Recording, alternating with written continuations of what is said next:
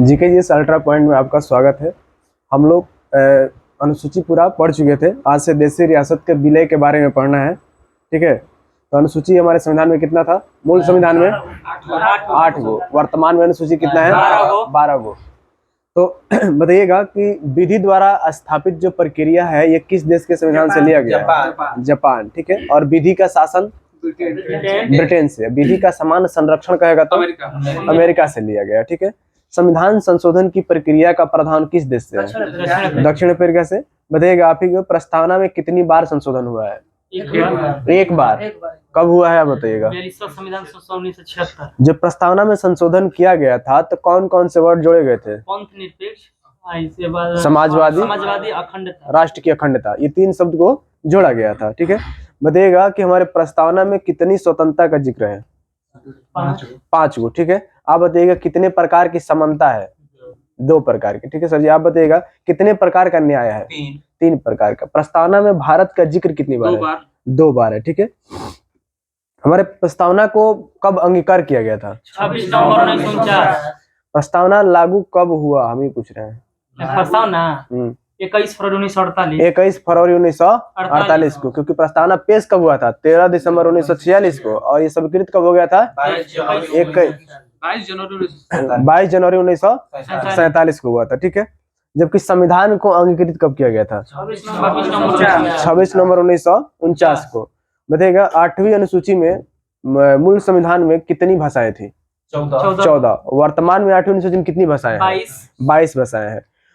हमारे 8वीं अनुसूची में कौन सी 15वीं भाषा जोड़ी गई थी? सिंधी। संशोधन बताइए। 21वां संविधान संशोधन 1967, ठीक है। आप बताइएगा कि 71वां में क्या जुड़ा था? 3 गो मैथिली, बोलिए आप। मणिपुरी, नेपाली और कोकड़ी। कब जुड़ा था? 1992। संशोधन क्या था? 71वां। सर जी आप बताइएगा कि 92वां संविधान संशोधन क्या जुड़ा था? 92 में बोडो डोगरी मैथिली संथाली, ठीक है। कब? डेट 2003, ठीक है। आप बताइएगा कि संघीय शासन शब्द का प्रयोग हमारे संविधान में कितनी बार हुआ है? एक भी बार नहीं हुआ है, ठीक है। बताइएगा कि हमारी राजनीतिक व्यवस्था में सर्वोच्च क्या है? संविधान। कौन है? संविधान ही सर्वोच्च है, ठीक है। भारत का संविधान अपना अधिकार किससे प्राप्त करता है? भारत की जनता से प्राप्त करता है, ठीक है। बताइएगा कि संघ सूची में जो मामले हैं वर्तमान में कितने हैं? और राज्य सूची में 61। समवर्ती सूची में 52 विषय है। ऐसा कौन सा विषय है जिसको 42वें संविधान संशोधन 1976 के द्वारा समवर्ती सूची में शामिल किया गया था? वन शिक्षा, बाट, माप, ताल, तौल, ये सब किसमें शामिल किया गया? और किसको शामिल किया गया था? आर्थिक नियोजन, ये सब किसमें शामिल किया गया? समवर्ती सूची में, ठीक है। बताइएगा आगे 9वीं अनुसूची में कुल कितने अधिनियम है? अधिनियम 284। कितना है? 284 है। 10वीं अनुसूची कब जोड़ा गया था? 1985। और 9वीं कब जोड़ा था? 1951 में। हमारे संविधान में 11वीं अनुसूची कब जोड़ी गई? 1992 में। 73वां संविधान संशोधन 1992 के तहत कौन सी अनुसूची जुड़ी थी? 11वीं। 12वीं अनुसूची कब जुड़ी थी? 92 में ही। लेकिन कौन सा संशोधन के तहत? 74वां। बताइएगा कि 74वां संविधान संशोधन के तहत नगर पालिकाओं को कितने विषय प्रदान किए गए? जबकि उनको कितना दिया गया था? पंचायती राज को 29 विषय दिए गए थे, ठीक है। बताइएगा अभी बताइएगा कि जो ये रेल पुलिस है ये किस सूची का विषय है? राज्य सूची का विषय है, ठीक है। जन स्वास्थ्य राज्य सूची का विषय है, ठीक है। बताइएगा कि जो क्या बोला जाता है रेलवे किसके अंतर्गत आता है?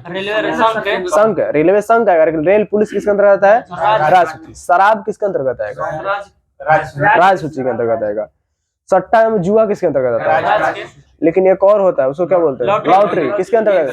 संघ सूची के अंतर्गत लॉटरी आता है, ठीक है। विद्युत किसके अंतर्गत आता है? विद्युत कर जो है समवर्ती। विद्युत किसमें आएगा? समवर्ती में। लेकिन विद्युत पर कर किसमें आएगा? राज्य सूची में, ठीक है ना। विद्युत पर जो कर है किस सूची का विषय है? देखेंगे ना, राज्य सरकारें अपने हिसाब से विद्युत पर कर लगाती है। सभी राज्यों में अपना अपना कर का विद्युत का हिस्सा है, लेकिन हमारे यहाँ पूरे भारत में सबसे ज्यादा विद्युत पे कर लगता है। बिहार में 8 रुपया कुछ, मतलब ऐसे होता है ना पॉइंट पे, ठीक है। सबसे ज्यादा हमारे यहाँ लग रहा है किस पे? विद्युत कर। तो विद्युत कर का कौन कर रहा है? राज्य सरकार करती है। कौन करता है? राज्य सरकार करती है। लेकिन विद्युत किसका है विषय है? समवर्ती। उत्तराधिकार किसका विषय है? उत्तराधिकार ठीक ना। उत्तराधिकार समवर्ती सूची का विषय है, ठीक है। उत्तराधिकार विवाह विच्छेद समवर्ती सूची का विषय है, ठीक है। श्रमिक संघ श्रमिक संघ समवर्ती सूची का विषय है, ठीक है। आर्थिक नियोजन समवर्ती सूची विवाह एवं तलाक समवर्ती सूची दीवानी मामला फौजदारी मामला समवर्ती उसी को बोला था दंड प्रक्रिया विधि की समवर्ती सूची का सब मामला है, ठीक है। आगे बताइएगा इसमें परमाणु शक्ति जो है किस सूची का विषय है? संघ सूची का। और वायु डाक ठीक है। प्रस्तावना की भाषा किस देश के संविधान से लिया गया है? ऑस्ट्रेलिया के संविधान से, ठीक है। आगे इसमें हम लोग को अब पढ़ना है, ठीक है। आगे देशी रियासतों का भारत में विलय। देशी रियासतों को भारत में सम्मिलित करने के लिए सरदार वल्लभ भाई पटेल के नेतृत्व में रियासती मंत्रालय बनाया गया था। कौन सा? रियासती मंत्रालय। तब बताइए कि रियासती मंत्रालय का गठन कब किया गया था? 5 जुलाई 1947। ठीक है, 5 जुलाई 1947 को रियासती विभाग का गठन किया गया था, जिसके अध्यक्ष सरदार वल्लभ भाई पटेल थे, लेकिन सचिव कौन थे? बीपी मेनन थे, ठीक है।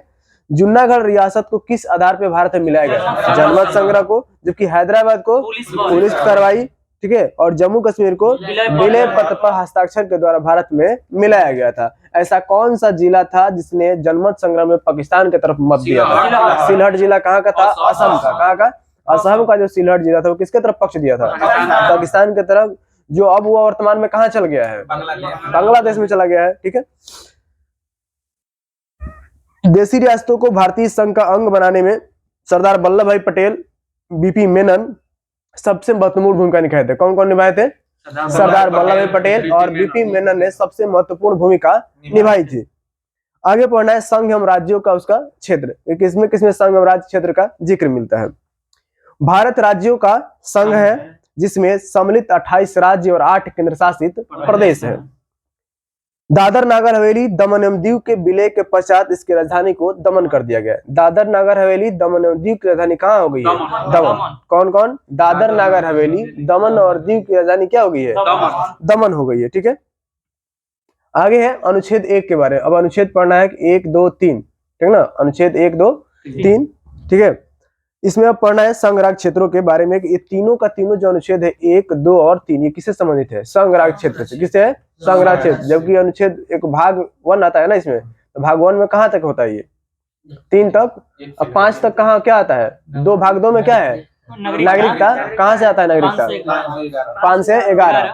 तो हम लोग 4, 5 तक क्या पढ़ेंगे? संघ राज्य क्षेत्र के बारे में। किसके पढ़ेंगे? भाग 1 के बारे में पढ़ेंगे ना। तो भाग 1 में कितने अनुच्छेद? 1 से 4 तक। 1 से 4 तक जो अनुच्छेद है किस भाग का विषय है? भाग 1 में। 1 से 4 तक जो अनुच्छेद है किसका है? भाग 1 का है, ठीक है। अब सुनिएगा अनुच्छेद 1 के बारे में, ठीक है। भारत अर्थात इंडिया राज्यों का संघ होगा। क्या होगा? राज्यों का संघ होगा। राज्य में उनके समस्त संघ राज्य क्षेत्र भी होंगे जो पहली अनुसूची में विनिर्दिष्ट होंगे। जो पहली अनुसूची में जो चीज दिया हुआ है, मतलब कि भारत 28 राज्य है और 8 केंद्र शासित प्रदेश है, ये अनुच्छेद 1 में सबके सब क्या होते हैं? शामिल होते हैं। भारत के राज्य क्षेत्र को अर्जित किए गए राज्य क्षेत्र समाविष्ट होंगे। अनुच्छेद 1 में क्या होगा? नहीं, पहला सुन लीजिए इसमें क्या क्या दिया है। भारत अर्थात इंडिया राज्यों का क्या होगा? संघ होगा। दूसरा है राज्य और उसके राज्य क्षेत्र वे होंगे जो पहली अनुसूची में क्या है? निर्दिष्ट किए गए हैं। और भारत के राज्य क्षेत्र में अर्जित किए गए अन्य राज्य क्षेत्र क्या भी होंगे? समाविष्ट होंगे। अगर भारत ने किसी राज्य क्षेत्र को अपने में समाविष्ट किया है उसको भी क्या करेंगे? शामिल। जैसे कि सिक्किम, सिक्किम पहले दूसरा देश था, हमारे में शामिल हुआ ना, तो उसको भी इसमें हम शामिल करते हैं नहीं शामिल करते हैं? अनुच्छेद 1 में, ठीक है। आगे अनुच्छेद 2 के बारे में पढ़ना है। किसके बारे में? 2 के बारे में, ठीक है। सुनिएगा ध्यान से। भारत की संसद को विधि द्वारा ऐसे निबंधों और शर्तों पर जो ठीक समझे नए राज्य का प्रवेश या उनकी स्थापना की शक्ति प्रदान की गई है, ठीक है ना। तो पूछता है कि नए राज्यों का प्रवेश या स्थापना की शक्ति किसको है? संसद को। किसको है? संसद। नए राज्य अगर बनाना है और उनका स्थापना करना है तो किसके पास अधिकार है? संसद के पास। ये किसके पास अधिकार है? संसद के पास ये अधिकार है, ठीक है। किसमें? अनुच्छेद 2 में कहा गया है। आगे है 3। अनुच्छेद 3 में क्या कहा गया है कि नए राज्यों का निर्माण, ठीक है ना, और वर्तमान राज्यों के क्षेत्रों की सीमा या नामों में परिवर्तन संसद विधि द्वारा कर सकती है। नए राज्य का अगर निर्माण करना होगा, क्या करना होगा? नया राज्य का निर्माण करना होगा, ठीक है। और वर्तमान राज्यों के क्षेत्र, जो वर्तमान राज्य का क्षेत्र है उनकी सीमा या नामों में परिवर्तन संसद विधि द्वारा कर सकती है। तो किसी राज्य का क्षेत्र बढ़ाना हो या सीमा बढ़ाना हो या किसी राज्य को प्रवेश कराना हो या राज्य का निर्माण करना हो, ये सभी काम कौन करेगा? संसद करेगी। तो पहले इतना ही बात समझ लिए कि राज्यों का निर्माण हो, इनके सीमा में परिवर्तन हो, उनके नाम में परिवर्तन हो, ये करने का अधिकार किसको है? संसद को है। ठीक है, किसको है? संसद को है। कभी कभी पूछा जाता है कि अनुच्छेद 2 के अंतर्गत जो हम लोग विदेशी राज्य है, कौन सा? सिक्किम है। सिक्किम एक विदेशी राज्य था ना पहले, लेकिन अब हमारा ये राज्य माना जाता है। इसके अंतर्गत किसके अंतर्गत है? तो अनुच्छेद 2 के कोई भी विदेशी राज्य या जगह को जब हम अपने आप में शामिल करते हैं अपने देश में, तो किसके अंतर्गत? अनुच्छेद 2 के तहत। किस अनुच्छेद का प्रयोग करते हैं? 2। तो पूछता है कि अनुच्छेद 2 का प्रयोग करके हमारे भारतीय सीमा क्षेत्र में किस राज्य का विलय किया गया? सिक्किम। किसका? सिक्किम का विलय किया गया। ठीक है ना। कभी भी विदेशी राज्य जब हमारे स्टेट से जुड़ेगा, ठीक है ना, या उसका सीमा क्षेत्र जुड़ेगा, तो किस अनुच्छेद के तहत? 2। जबकि 3 में क्या होता है कि अपने राज्य जैसे बिहार है, बिहार को हम काट के क्या बनाए? झारखंड बनाए, और उसका नाम क्या रख दिए? झारखंड। तो सीमा भी क्या हुआ? राज्य का सीमा 3 क्या कह रहा है कि राज्यों का निर्माण, एक नए राज्य का क्या है? नया राज्य का निर्माण हुआ ना, नए राज्य का निर्माण और वर्तमान राज्यों की सीमा और नाम में परिवर्तन।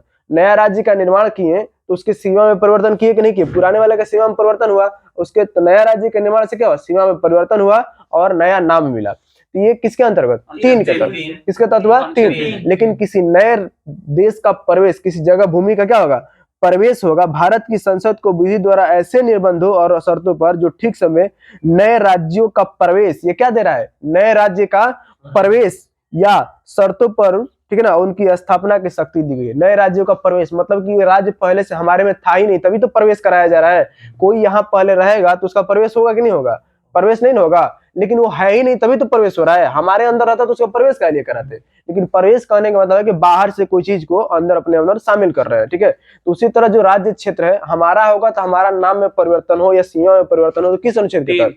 3। लेकिन दूसरे राज्य का प्रवेश कराएंगे अगर किसी, तो किसके अंतर्गत होगा? 2 के तहत। ठीक है, तो अनुच्छेद 2 के तहत क्या होता है? किसी दूसरे देश के सीमा क्षेत्र का परिवर्तन करके अपने में मिलाने, वो भी शामिल होगा विदेशी राज्य। तो किस अनुच्छेद के तहत शामिल होगा? 2 के तहत। 2, 1, 2, 3 हमारा क्या हो गया? खत्म हो गया।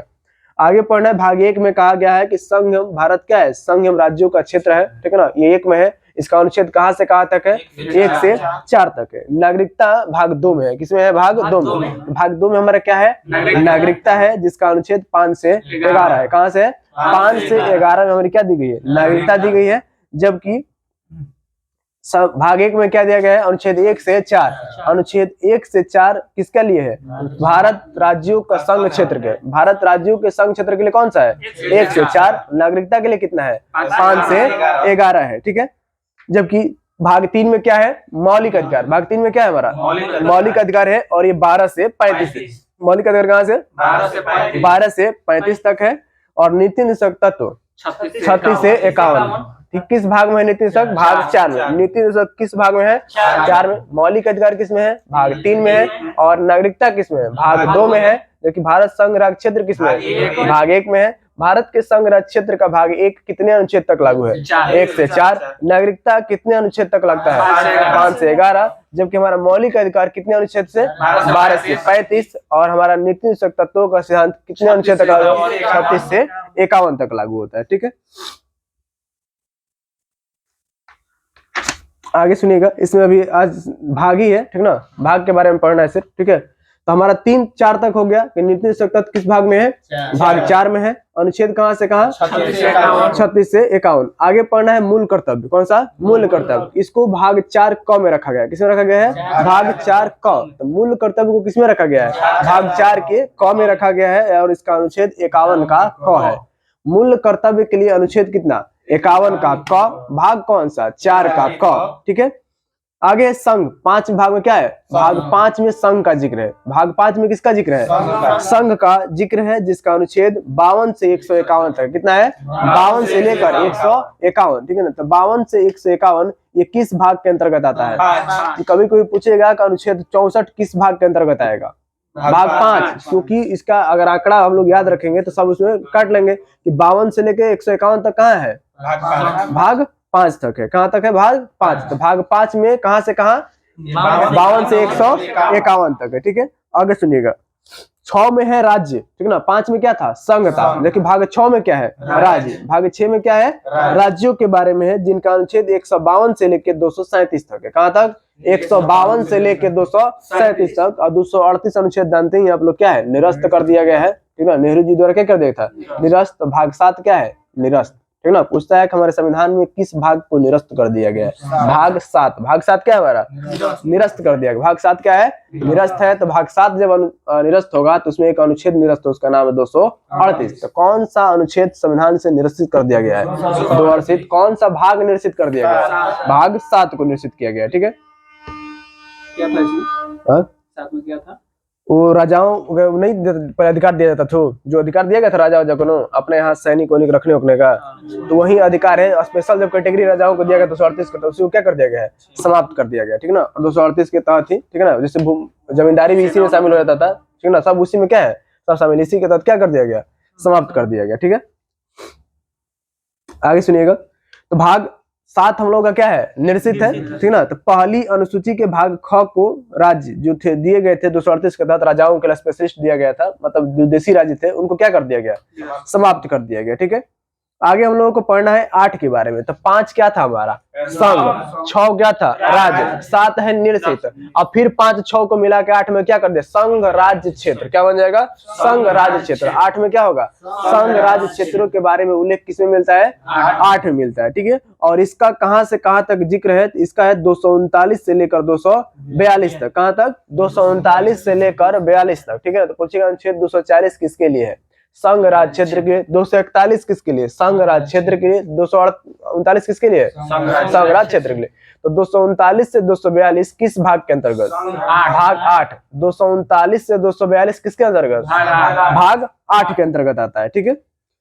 आगे पढ़ना है पंचायत। कौन सा है, पंचायत। तो पंचायत किस भाग में है, भाग 9 में, ठीक है ना। भाग 9 में क्या है, पंचायत है। भाग 9 में किसका जिक्र है, पंचायत का जिक्र किसमें मिलेगा, भाग 9 में। और इसका अनुच्छेद 243 के क से अड़ा तक, कहां तक है, क से अड़ा तक। क करिएगा ना तो अड़ा तक, क से स्टार्ट कीजिए और कहां तक करें, ट अड़ा। तो कुल कितना अनुच्छेद, क ख ग घ अंग च छ ज झ य ट ठ ड ढ ड़, मतलब टोटल 16 का अनुच्छेद आता है। कितना आता है, 16। तो पंचायती राज में कितने अनुच्छेद शामिल है, 16 पढ़े।